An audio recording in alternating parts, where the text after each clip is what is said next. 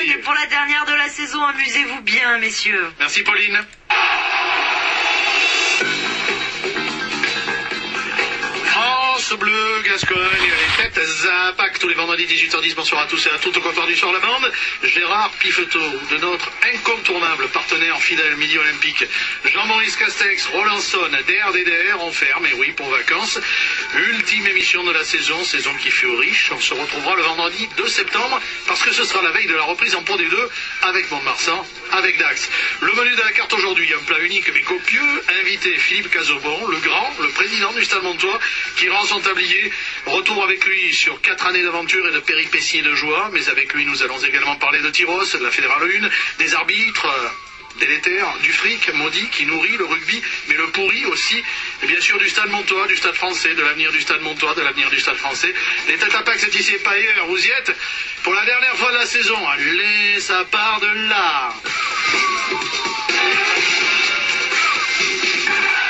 Philippe Cazobon, bonsoir. Merci d'avoir honoré cette invitation que nous avions évoquée au cœur de l'hiver dernier. La première question que je voudrais vous poser, dans quel état d'esprit êtes-vous en remettant les clés du camion jaune et noir à votre successeur Jean-Robert Cazot? Personnellement, à quoi vous pensez, Philippe? Là, tout de suite, pas grand-chose. En lui remettant les clés du camion, on a failli aller en finale, donc sportivement, je suis content.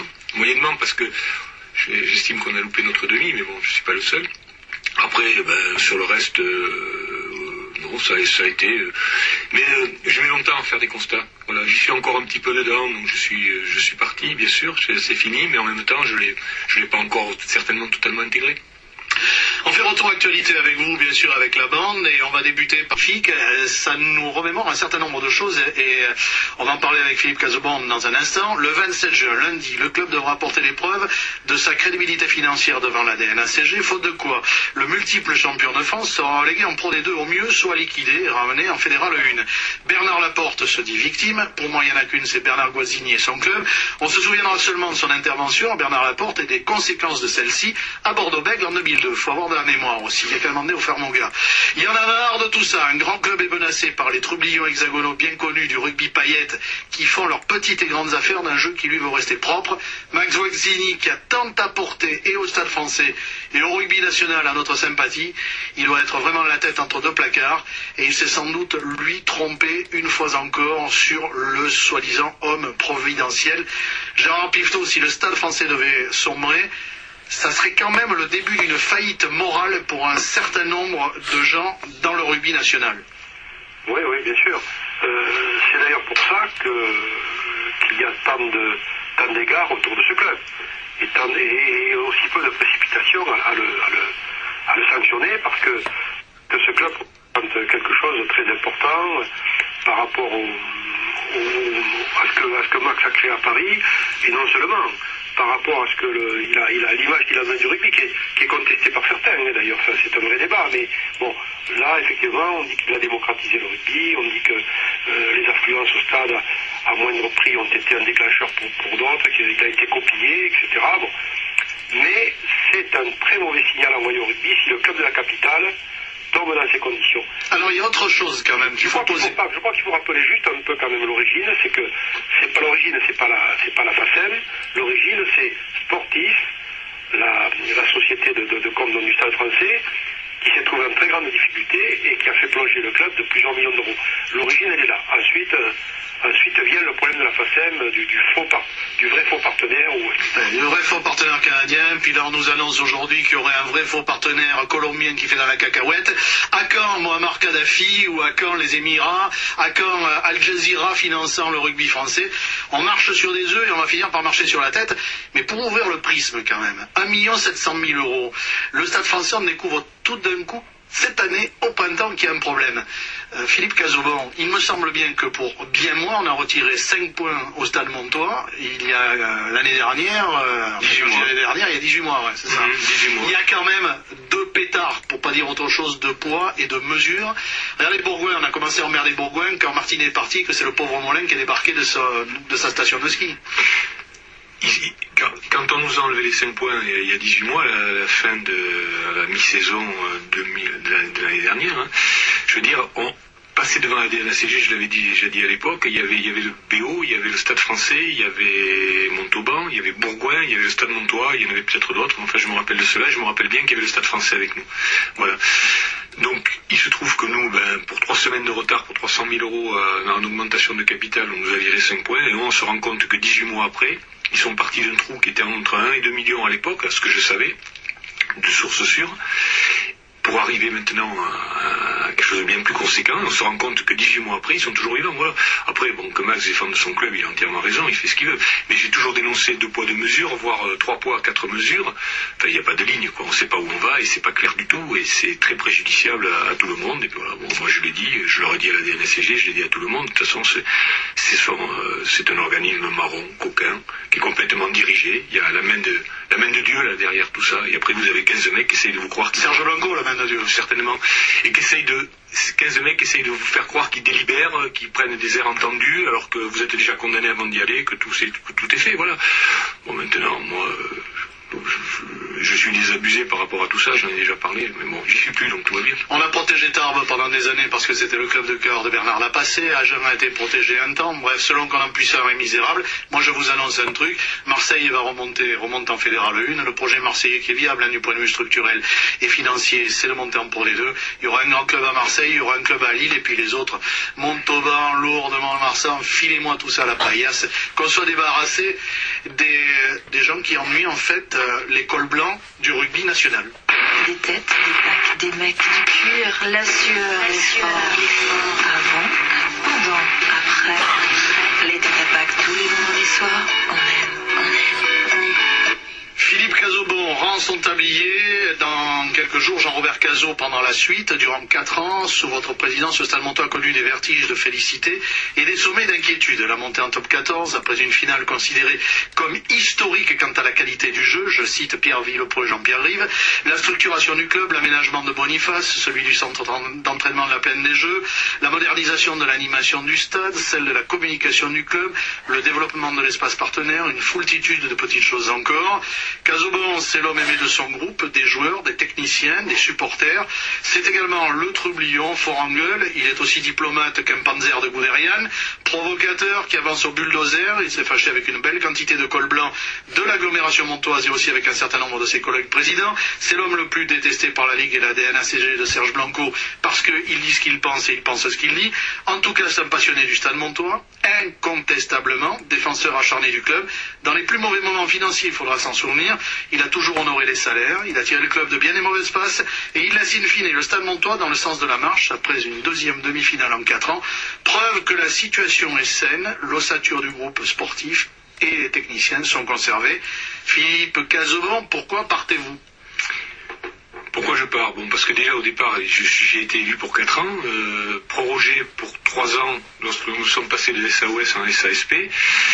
Mais il se trouve qu'à la fin de la saison dernière, comme d'habitude, vous savez, tous les budgets de Mont-de-Marsan, comme des 3/4 des clubs, sont durs à boucler. Donc nous avons besoin je vais faire court, on a besoin de quelqu'un on avait besoin d'argent. Donc il se trouve que des gens sont allés chercher Jean-Robert Cazot pour aider le club financièrement.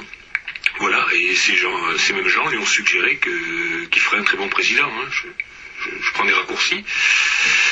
Et voilà, et puis Jean-Robert Cazot, il s'est vu, il est arrivé en disant qu'il allait mettre de l'argent, et c'est très bien. Il m'a demandé s'il pouvait venir au directoire, qu'il trouvait normal de venir au directoire puisqu'il amenait de l'argent et qu'il voulait voir ce qu'il allait faire ce qui allait être fait de son argent, et ensuite il a mené un cautionnement. Mais moi j'ai trouvé ça tout à fait normal, et au contraire, vous savez qu'on me passionne les histoires d'argent, donc j'étais très très content que quelqu'un vienne et pour l'amener l'argent et en même temps pour s'en occuper et le gérer. Donc il a mis en place entre autres le budget de la saison dernière. Voilà, et puis bon, j'ai vite vu que des gens avaient fait germer, que peut-être lui avait eu l'idée, mais qu'en tout cas, lui, il l'avait eu certainement, et d'autres personnes avaient fait germer l'idée en lui d'être le futur président du club, et que des gens le poussaient même, dont en particulier l'Omnisport, avec à sa tête Jean-Jacques Cravos. Voilà, donc j'ai compris que quelqu'un qui amenait de l'argent et qui voulait être président, à moins de nuire au club et de vouloir rester à tout prix et de poser des problèmes au club, voilà, schématiquement tout le monde va comprendre, j'étais dans la position de Salagouti, c'était mon afflelou. Voilà. Les garçons, j'ai une question. Oui, non, Président, moi j'ai une simple question. Le samedi après-midi ou le dimanche après-midi, vous allez venir au stade ou il va vous manquer quelque chose? Ah non, je veux dire, alors ça c'est une question, je comprends même pas qu'on puisse se la poser. Parce que pourquoi j'irai plus au stade déjà? Je veux dire, le problème, vous savez, les hommes passent, le club reste. Hein. Le club il a plus de 100 ans maintenant. Casobon il en a fait 4 dans ce club. Il y a des joueurs qui en ont fait blond, des présidents, il y en aura d'autres. Et donc voilà, moi il n'y a aucune raison. Si j'allais plus au club, ça m'est arrivé. Il y a quelques années, bon, il y a longtemps maintenant, je vais faire comme les vieux, je vais faire le loup. Hein, mais je me rappelle d'une fois être parti et pas être revenu pendant quelques matchs. Bon, c'était il y a une vingtaine d'années. Bon, des choses qui me déplaisaient, j'avais vu des choses qui m'avaient... Non, voilà, il faudrait qu'il y ait quelque chose comme ça. Mais dans l'état actuel des choses, il y a encore beaucoup de gens que j'aime dans ce club. J'aime le club et j'aime beaucoup de joueurs. Donc il n'y a pas de vrai, je vais aller voir mon club jouer, bien sûr. Oui, Philippe, je vais faire vite, je l'ai déjà dit. J'ai pas beaucoup aimé le départ de ta mandature, hein, puis après ça s'est très bien amélioré, moi j'ai bien aimé. J'ai juste un point de détail concernant Marc Dalmaso avec l'affaire de Toulon. Pourquoi n'a-t-il pas signé ses contrats ou son contrat là en temps voulu? Il attendait le dernier moment.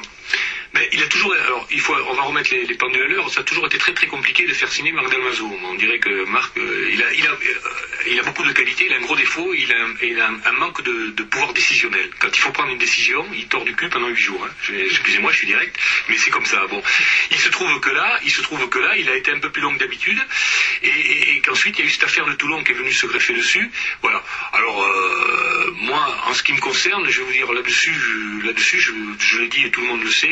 Les derniers jours ont été très très pénibles pour moi à vivre parce que j'ai trouvé que cette opposition, je pense que Marc se grandirait beaucoup à avoir plus d'affirmation dans ce qu'il est, dans sa façon et dans ses choix. Voilà, c'est tout. Je pense que s'il franchit ce cap, si un jour il est capable d'assumer ses choix, de les dire, que ce soit par rapport à ça, par rapport à n'importe quoi, par rapport à ses choix de jeu, par rapport à ses choix de joueurs, par rapport à ses choix de carrière, je pense que s'il franchit ce palier, qu'il est beaucoup plus direct, beaucoup plus courageux, je dirais, par rapport à ses choix, et beaucoup plus rapide, et beaucoup plus patron, donc plus décisionnaire, eh ben, je pense que là, Marc franchira un pas énorme.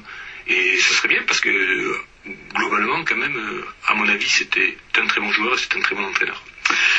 Marc Dalmaso, entraîneur du Stade Montois avec Stéphane Prosper, Patrick Millet, Raphaël Steyer, le groupe technique ne bouge pas, l'ossature est conservée. On va reparler évidemment du Stade Montois dans la deuxième partie de l'émission avec Philippe Casobon au terme de 4 ans de présidence qui de toute façon marqueront dans un instant la météo. On a droguerie, hein. Vous pouvez consommer et abuser. Invité de la dernière de la saison des Têtes à Pâques avec France Bleu Gascogne. Le président Casobon, on va vous appeler comme ça, hein, le président Casobon. Vous allez rester comme... on l'appelait Philippe. Philippe Casobon, président du Stade Montois qui arrive au terme de 4 ans de mandature, pendant lesquels il s'est fait beaucoup de choses au Stade Montois. On a une petite demi-heure pour en parler. Moi, je voudrais revenir quand même sur l'arrivée de Jean-Robert Cazot, qui est un chef d'entreprise bien connu dans la région. Pourquoi le binôme était-il impossible à réaliser? Parce que plein de gens, à commencer par moi, et j'ai pas un cerveau démesuré, bien loin, contrairement à ce que certains pourraient croire, hein, voilà. Oui. Je pensais que c'était jouable, que Jean-Robert Cazot, qui est un financier, vous avez dit tout à l'heure qu'il s'occupe des finances, et que vu votre implication dans le groupe sportif, Philippe, vous restiez avec le groupe sportif. Moi j'ai assisté à des trucs, on va dévoiler un peu les secrets du Stade Montois. Entre nous. Ouais. Préparation d'avant-match, vous y êtes. Dans les vestiaires, vous y êtes. Et pas simplement en observateur muet. C'est-à-dire que le groupe, finalement, se rend compte au bout de 4 ans, il a besoin que vous rameniez votre fraise. Je sais pas, non, j'ai pas fait dans les vestiaires, j'y suis, mais j'ai rarement parlé, ou avant les matchs, mais jamais pendant. Non, avant.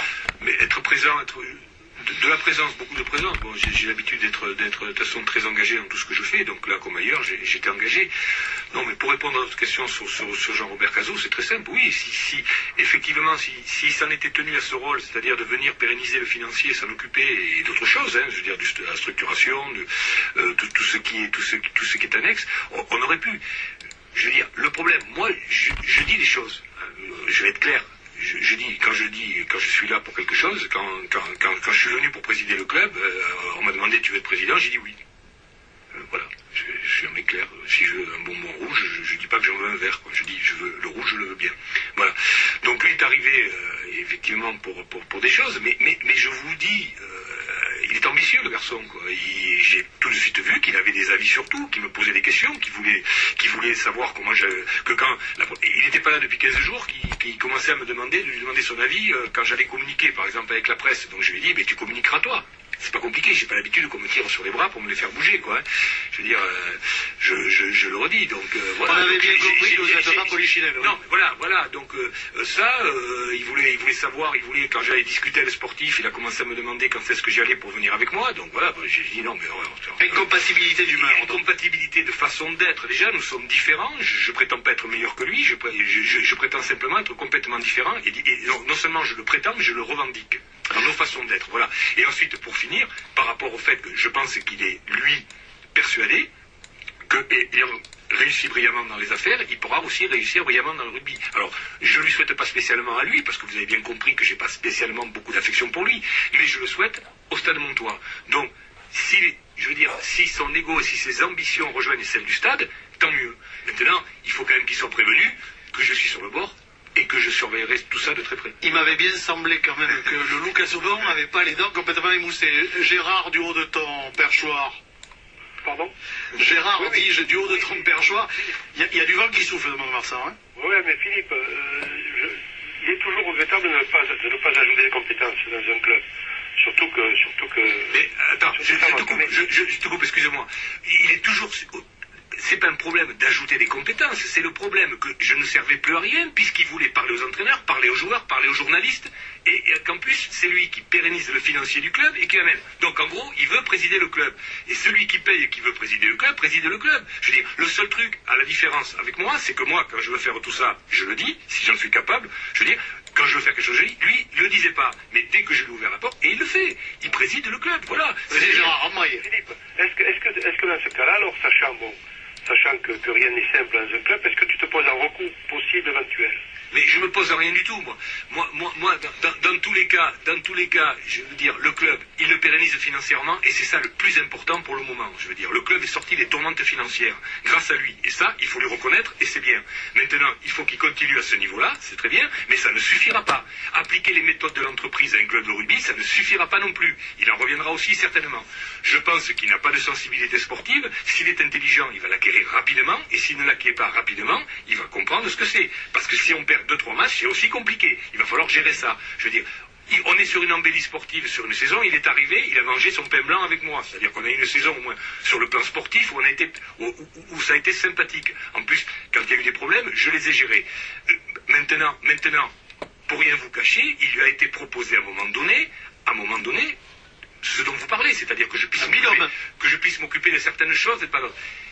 Il ne le souhaitait pas. Il ne le souhaitait pas parce que, quoi qu'il en dise, parce qu'il fait la Vierge effarouchée en permanence quand il veut, quoi qu'il en dise, il veut les pleins pouvoirs et tout. Il a les dents qui rayent le plancher. C'est très bien. S'il a les dents qui rayent le plancher ici pour le club, ça va être superbe. C'est-à-dire qu'on va avoir un beau club. Et comme on a un bon groupe de bons entraîneurs et de bons joueurs, si on a le président qui croit être, l'année prochaine, on est en top 14. Tout va bien. Et moi, étant supporter et partenaire du club, je suis avec les autres et je crie bravo. C'est bien ce que je disais, c'est la diplomatie à la Guderian, hein, Gérard?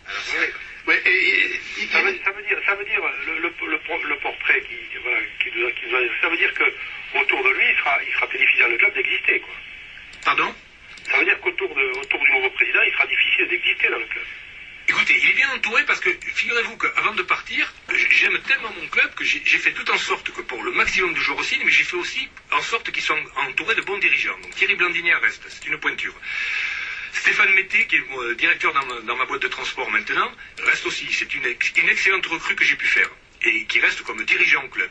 Et aujourd'hui, grâce aussi à mon intervention, je veux dire, parce que j'y tenais, il y a Frédéric Pelletier, qui est le directeur de la concession Citroën à Mont-de-Marsan, qui rejoint le directoire. Et c'était une demande que j'avais faite à Frédéric, qui rejoint ce directoire, et une demande que j'avais faite à Stéphane, de faire rentrer Frédéric. C'était parce que c'est quelqu'un de bien. Et d'ailleurs, je veux dire à tous les amoureux du stade, achetez les Citroën.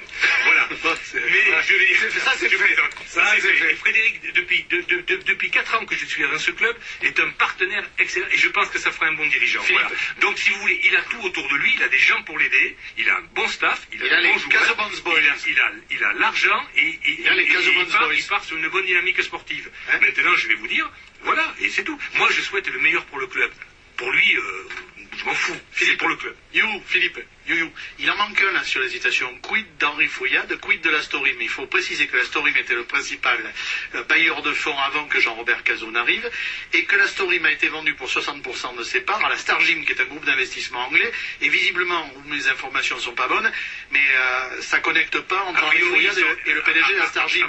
Alors l'avenir, ça on s'en fout, mais l'avenir de l'Astorim ici, et surtout par rapport à la décision concernant un projet similaire à celui du groupe Bornancin, Jacquemin, Pontens sur le Grand Monde, à Tarbes, qui a été refusé par le ministre de tutelle à la signature. Est-ce qu'il y aurait des conséquences? Que fait l'Astorim? Est-ce qu'il reste ou est-ce qu'il parte? Est-ce qu'il reste sponsor et partenaire du stade? Alors écoutez, mais ça il faut demander à Jean-Robert Cazot, puisque de toute façon c'est son dossier. Non.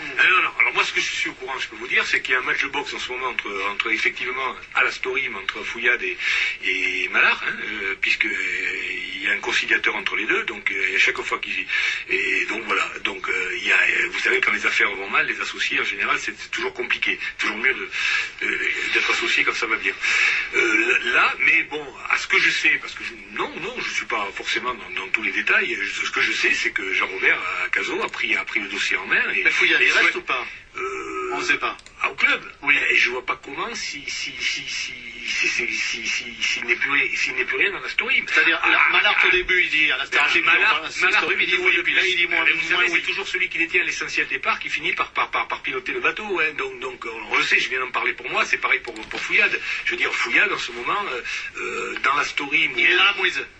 Certainement, Henri. Alors après, au niveau du club, je peux vous dire quand même qu'il y a un directoire qui a de la gueule. Vous avez Blandinière, vous avez Mété, vous avez Frédéric Pelletier, avec en plus Jean-Robert Cazot pour assurer la pérennité financière, cautionnement, apport, capitalisation du club. Voilà.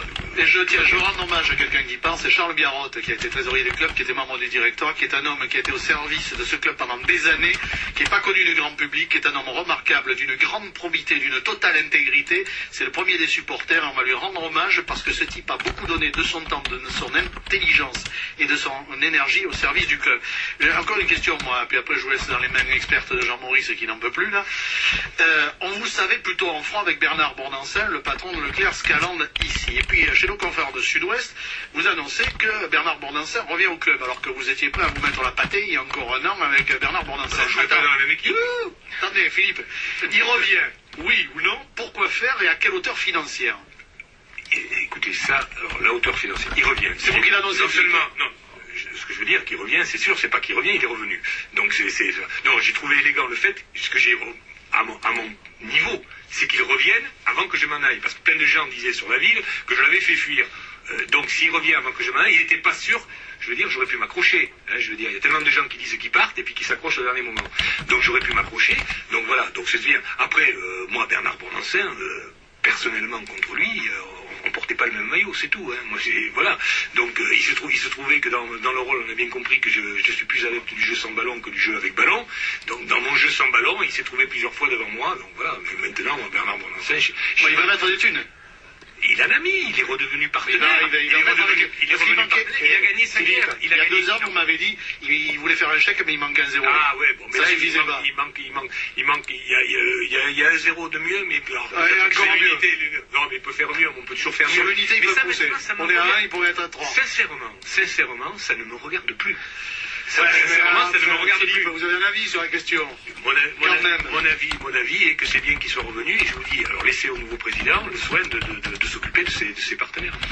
Président, comment se passe un recrutement quand on cède comme ça la présidence? Est-ce que vous avez été de façon très importante impliqué dans les choix, dans les besoins financiers, ou est-ce que vous avez laissé main libre au nouveau président? On avait une façon, ni le nouveau, ni l'ancien, ni moi, ni lui. Hein. Je veux dire, on a une façon de fonctionner depuis que je suis arrivé, c'est-à-dire qu'ils ont l'enveloppe, et que dans cette enveloppe, on a pu en discuter avec les entraîneurs par moment, mais que dans cette enveloppe, c'est eux qui font le recrutement. Après, on discute comme ça.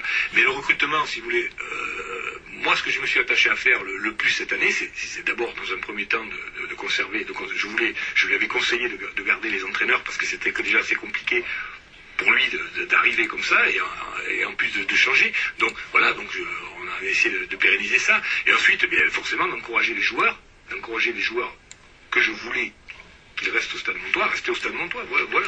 Mais non, ça n'a pas été perturbé par ça. La seule chose qui a pu perturber à un moment donné le recrutement, c'est quand Jean-Robert Cazot avait annoncé au départ qu'il allait baisser le budget de manière substantielle. Les joueurs avaient transformé ça en baisse de salaire équivalente.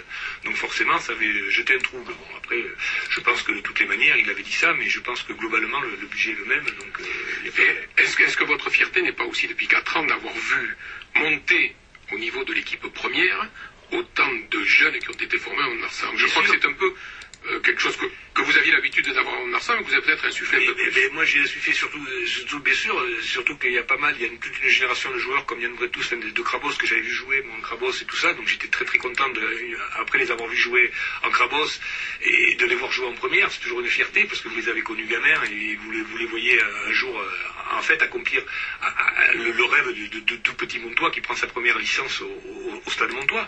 Mais maintenant, si vous voulez, on a eu cette chance d'avoir ce vivier de joueurs aussi, mais bien sûr, mais si vous voulez, le recrutement, effectivement, à poste égal, autant prendre quelqu'un à qualité et poste égal, prendre quelqu'un de chez nous, bien sûr. Je suis tout à fait d'accord, je vais rebondir sur ce que tu as dit tout à l'heure, que pour diriger un club, alors, il y a des chefs d'entreprise qui réussissent dans la vie, qui réussissent dans leur vie sociale et qui se loupent complètement en dirigeant un club. On va pas aller bien loin, hein, du côté de Dax ou ailleurs, il y en a beaucoup. Jean Bousquet, l'ancien maire de Nîmes, qui a Charette quand il prime olympique. Pareil. Il va appliquer les recettes de son entreprise qui a une réussite mondiale et il dit ensuite, j'étais journaliste là-bas à l'époque, je me suis complètement planté, on ne dirige pas un groupe sportif comme une entreprise. Il y a autre chose, il y a l'affectif, il y a l'humain que tu avais, d'accord, il y a beaucoup d'autres choses. Pour les amoureux du Stade Montois, c'est un petit peu un cri du cœur. Que doit-on dire à M. Cazot pour qu'il prenne ce côté humain un peu, qu'il ne gère pas ça à la... Il ne faut pas quand même lui faire un procès d'intention par rapport à ça. Moi je pense surtout qu'il doit faire... Moi j'ai l'habitude de dire aux gens, il faut qu'ils fassent comme ils savent faire.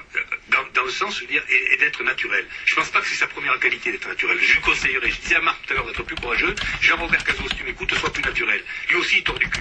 Quand il faut dire quelque chose, on le dit sincèrement, on parle avec les tripes et ça passe bien. Alors après qu'on s'y connaisse ou qu'on s'y connaisse pas en rugby ou en sport, ou en layette, c'est pas un problème. Le tout, c'est d'être naturel et de se donner. Je crois que c'est ça qui est important. En ce qui vous concerne, le naturel, ça sent la garrigue. Hein. C'est super.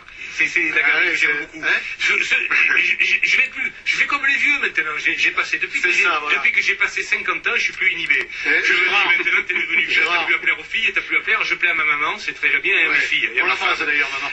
Voilà. Gérard. Oui. Le type est pas inhibé. Hein. Donc ce que je veux dire, c'est qu'il se lâche. S'il connaît pas le rugby, il apprendra. C'est pas un problème. S'il connaît pas le milieu sportif, il apprendra. Mais surtout qu'il n'arrive pas en essayant de faire croire qu'il connaît, parce qu'il va se ramasser. C'est pour ça. Il va se ramasser. Il faut être naturel. Voilà. S'il avait été plus naturel, eh bien, ne serait-ce qu'avec moi, il s'est loupé avec moi, qu'il ne se loupe pas avec les autres. Voilà, il fallait arriver direct, me dire, Philippe, voilà, j'ai envie d'être président, j'ai envie de machin. On peut tout me dire à moi. Par contre, il ne faut pas me prendre, il ne faut pas me tourner autour. J'ai horreur de ça. Gérard, désinhibe-toi. Non, Philippe, le pire, tu sais bien, en sport, le pire, c'est d'avoir des certitudes. Mais puisque tu es désinhibé, dis-moi, le Stade Montois sera-t-il dépendant financièrement du président Cazot? Sincèrement, Oui. Ben ouais, là pour le moment, il est, ouais. Ah, bien sûr. Mais ça, c'est pas spécial au Stade de Montois, c'est à beaucoup de gens. Vous avez le mec qui paye l'USD et Gilbert, personne n'a envie de le voir partir, quoi, je veux dire.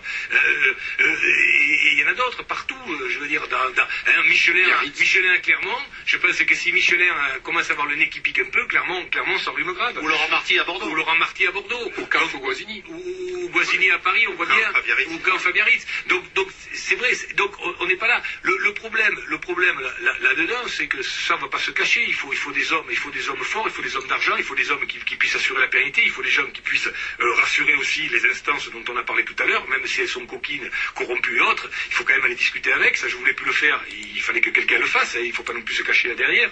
Mais maintenant, c'est très complexe. On n'est pas dans une entreprise lambda. On est dans un club de sport. Il y a de l'humain, il y a de l'affectif. Il y a des gens qui sont en balance, des gens qui jouent, des gens qui jouent pas, des gens blessés, des gens qui voudraient jouer, des gens qui pensent que ce qu'on est juste avec eux, que le club, que les entraîneurs, et tout cet amalgame, il faut le faire prendre. Et je crois surtout qu'il faut donner une ligne. Et je crois que dans ce milieu que je qualifierais un peu aussi de mariole, parce que c'est normal, qui est inhérent au milieu, parce que les gens sont tous beaucoup dans l'incertitude dans ce milieu, donc tout le monde essaye un petit peu de se débrouiller quelque part, ben je crois que le président, c'est ma conception, au-delà de ça, il doit être rectiligne, lui. Et avoir une ligne, il faut qu'il soit un peu le repère. Mais que ce soit au rugby ou ailleurs. Voilà. C'est ce qui manque un petit peu à notre société. Je pense que les gens qui sont en haut, quand ils président quelque chose, on se doit de tenir une ligne. Président, à comprendre un peu ce que vous dites, on a l'impression quand même que l'argent est en train aussi de dévoyer le rugby de son jeu. L'argent dévoie tout. L'argent, il ne dévoie pas que le rugby. L'argent, dans notre société, il a pris une position, il a pris une place qui n'est pas la sienne. L'argent est un moyen de faire un accélérateur de projet, est un moyen de faire vivre des projets. Actuellement, c'est une fin en soi. C'est tout. L'argent étant devenu une fin en soi dans la société, est devenu aussi dans le rugby. C'est forcé. Le rugby, il vit comme la société. Gérard, c'est pas le genre de discours qu'on entend dans les salons ouatés de la Ligue nationale de rugby et à la Fédération française. Non, pas tout à fait. C'est pour ça qu'il dénote, en même temps. Et donc, ça fait de l'air frais, on ouvre les fenêtres, c'est le printemps. La différence, c'est que il y a des discours qu'on entend en off, et là, ils sont... Là, on est en live, hein. Là, ils sont en direct. Mais je crois que beaucoup plus de gens devraient parler comme ça. On est dans une société malade, qui manque de repères. Le rugby, comme le reste, c'est dommage, je veux dire, parce que il faut qu'on retrouve des repères, il faut qu'on retrouve une ligne. Voilà, c'est tout. Il faut que les gens soient eux-mêmes, et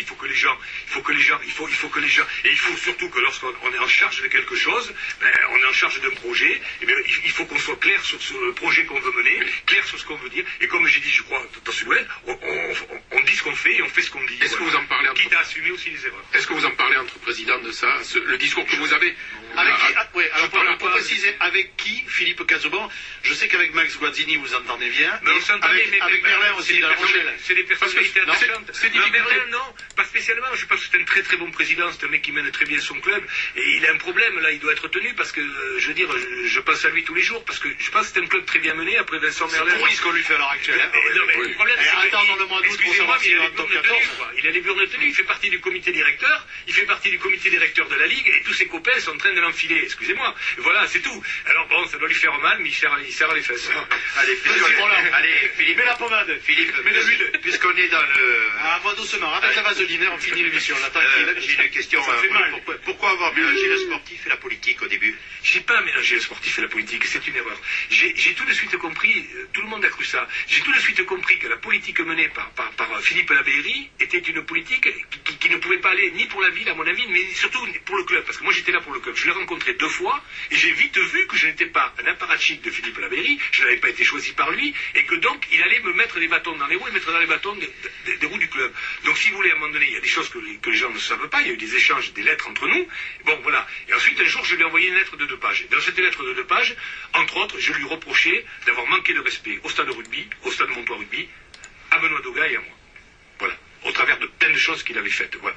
Et là, ensuite, on est rentré en guerre. Voilà, c'est tout. Maintenant, on est rentré en guerre. Si j'avais trouvé une écoute, si j'avais trouvé un maire avec qui je pouvais fonctionner, j'aurais fonctionné. C'est tout. Mais il ne faut pas croire que j'ai mélangé. Parce que si j'avais mélangé, c'était que moi, j'avais eu des visées politiques. Moi, sincèrement, vous avez bien compris qu'avec tous les arrondis que je mets dans ma façon d'être, j'ai beaucoup de chance d'être élu. Tu vas avoir mal aux oreilles, j'ai pas tout compris, j'ai pas tout entendu. Pas aux arrondis, le type. Guderian et les Panzers sur les Ardennes. Philippe, dernière question. On a l'impression que Mont-de-Marsan, comme Lourdes, comme Montauban, comme Albi, comme Béziers demain, parce qu'ils rêvent les Biterrois avec l'équipe et le club qu'ils ont, on est en train de faire la sélection génétique du rugby français avec d'un côté le rugby des entreprises et de l'autre celui qu'on veut oublier, celui des villes et du terroir de la culture. Je vous dis, le rugby, ce n'est que la chance du Stade Montois pour l'avenir. Naissance de la société actuelle. Et on fait le village gaulois. Ce qui se passe partout se passe aussi dans le rugby, et bien sûr, c'est à regretter, je veux dire. On fait le village gaulois, on pourra survivre à Mont-de-Marsan, Stade Montois, Dax. On peut survivre tant qu'on veut survivre. Oui. Je veux dire, tant qu'on... après, moi, les combats perdus... je sais pas, c'est toujours les plus beaux combats sont ceux qui paraissent les plus difficiles à mener, hein. Mais bon, on est là, on se bat, on verra bien. Vous allez exister par ailleurs, Philippe. Ah ben moi, sinon, ça va manquer. Le problème, c'est pas parce que dans la société politiquement correcte, une bonne gueule comme la vôtre, je pense qu'on se doit d'exister tout court, hein, je veux dire, sans rugby, sans rien. Voilà, moi, je pense que je suis quelqu'un qui existe et j'essaie d'exister, oui. Merci Philippe pour tout. Et je précise simplement que ce soir, s'il y a des gens qui veulent voir un grand match de rugby, au Real Soldat Soldeville ce soir, vous avez l'équipe des... À Campette-la-Molaire. À Campette-la-Molaire, vous avez les transports Casobon renforcés par quelques joueurs de... Oui, j'imagine. qui jouent contre le Real Soldeville. Voilà, donc... Et avec Franck Espantomero à la tireuse à bière. Match Gigot Haricot. Voilà, Oh, j'y vais Philippe, suivant. Philippe, C'est le sponsor de la marque. merci en tout cas pour l'accueil, pour les 4 années de présidence. Nous, on a pu bosser dans les meilleures conditions du monde et par expérience, je peux vous dire, pour avoir fait Toulon, Montpellier, Narbonne, Béziers, Perpignan et d'autres, c'est pas partout qu'on rentre comme on est rentré au Stade Montois pendant votre présidence. La fin était à Pâques, vendredi 2